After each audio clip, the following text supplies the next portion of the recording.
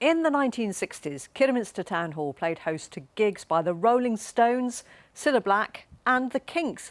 Now, after a multi-million-pound restoration paid for mostly by the government's Levelling Up Fund, bosses are preparing to bring live gigs back to the 170-year-old venue. They also hope it will help revive the town's economy. James Boville reports. Kidderminster Town Hall's organ is 170 years old, the same age as the building itself. Tim Morris has been the organist here for 45 of those years. It's a delight to play. It's like driving a vintage Rolls Royce. It hasn't got power steering, central locking. It won't travel at 100 miles an hour. But if you drive up the high street in a vintage Rolls Royce, people stop and they look and they say, gosh, that's fantastic. It's an absolute gem, and it needs to be retained.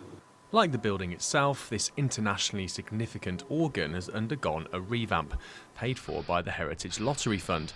The pipes repainted as they would have looked in 1855. The rest of the building's restoration is thanks to an £8.5 million grant from the government's Levelling Up Fund. Tom Jones, The Who, The Kinks, they were all young guys passing through the venue.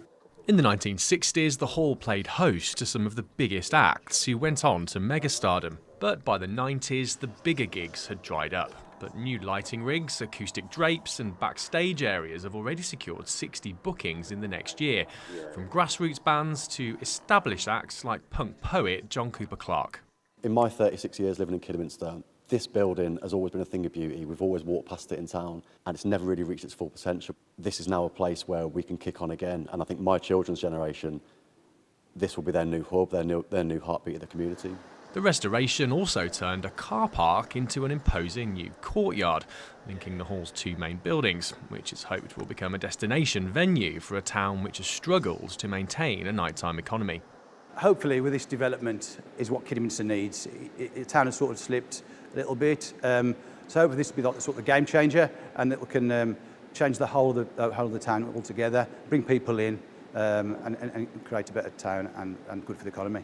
The town hall will reopen in November, a building steeped in history, which now has secured its future. James Boville, BBC Midlands Today, Kidderminster. Looks beautiful, doesn't it? Right, after